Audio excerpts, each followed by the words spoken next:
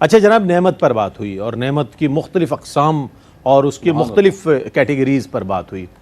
اب ایک سوال اور بھی ہے، علامہ لیاقت صاحب جواب دیں گے اس کا، کہ نعمت علامہ صاحب امتحان کب بن جاتی ہے؟ یہ ایک بہت ہی اہم سوال ہے اور اس کا جواب بھی میں سمجھتا ہوں کہ بہت اہم ہوگا آپ کی طرف سے.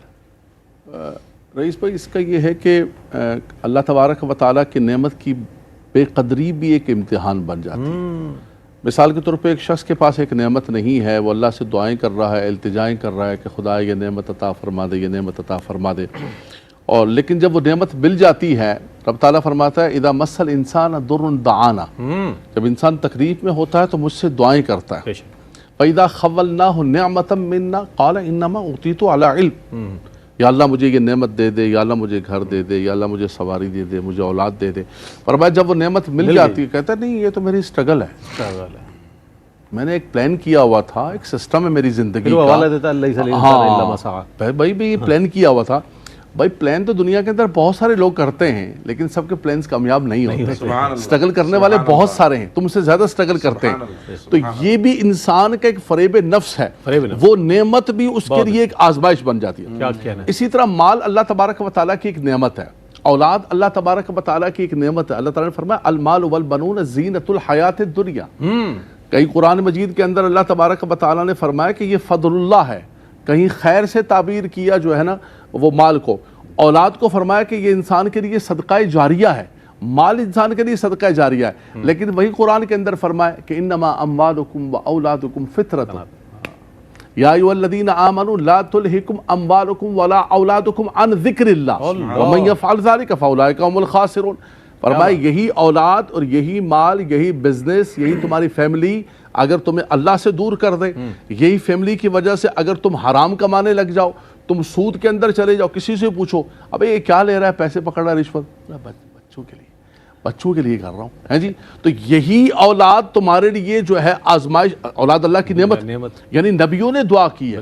حضرت ابراہیم دعا کر رہے ہیں کہ رب ہب لی من الصالحین، اللہ اکبر. حضرت جو ہے زکریا علیہ السلام دعا کر رہے ہیں. لیکن وہی نعمت جب انسان جو ہے اس کو اللہ تبارک و تعالیٰ کی نافرمانی کے اندر امتحان بن جاتی ہے. وہ مال انسان کا اگر غلط ہو، وہ اولاد غلط راہوں پر چلی جائے، اللہ اکبر.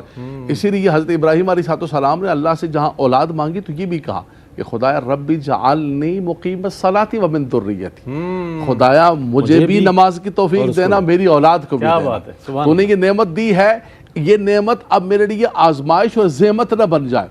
اسی طرح جیسے علامہ صاحب نے فرمایا کہ نعمت جیسے ایزی جو پیسہ ہوتا ہے، ایزی انکمنگ جو ہے مال کی، وہ بھی انسان کے لیے کبھی کبھی بڑا وبال بن جاتا ہے. وہ بہت جلدی آتا ہے، یا مثال کے طور پہ انسان کو بہت مل جاتا ہے وراثت کے اندر، جیسا بھی آیا تو وہ انسان کے لیے ایک نعمت بظاہر ہوتی ہے لیکن وہ زحمت بن جاتی ہے اس دنیا کے اندر بھی.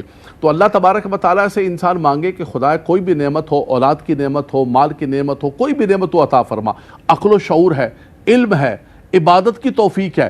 یہی علم انسان کے لیے حجاب بن جاتا ہے، یہی عبادت انسان کے لیے تکبر بن جاتی ہے کہ میں فقیر جو ہے، بڑا اللہ کا کرم ہے فقیر کے اوپر. تو وہ بندہ ہاں فقیر وہ ہر جگہ گا رہا ہوتا ہے. فلا تزکوا انفسکم، ہر جگہ اپنی نیکیوں کی باتیں نہ کرو، رب تبارک و تعالیٰ جانتا ہے کون کیا ہے.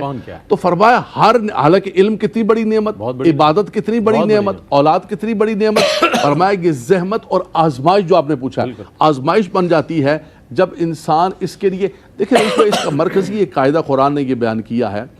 علامہ خرم صاحب فرمایا وَمَن يَتَعَدَّ حُدُودَ اللَّهِ فَقَدْ ظَلَمَ نَفْسَهُ. کیا بات. ہر چیز کی ایک حدود و حدود ہے، ایک اس کے بیریئرز ہیں، ایک حدود و قیود. اس کے اندر رہتے ہوئے اگر انسان کرتا ہے، جب اس سے انسان آؤٹ ہو جاتا ہے تو وہ چیزیں تباہی بربادی. پانی اللہ کی نعمت ہے، علامہ صاحب نے کہا آسمان سے، لیکن پانی اگر بہت آ جائے سیلاب آ جاتا ہے.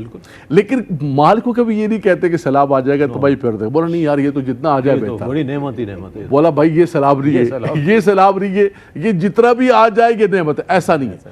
یہ بھی اگر ایزی آ جائے اور بہت تباہی کے ساتھ آ جائے تو یہ بھی بہت خرابی ہے. تبھی قرآن نے کہا کہ انما اموالکم واولادکم فتنۃ، فرمایا یہ آزمائش ہے تمہارے لیے.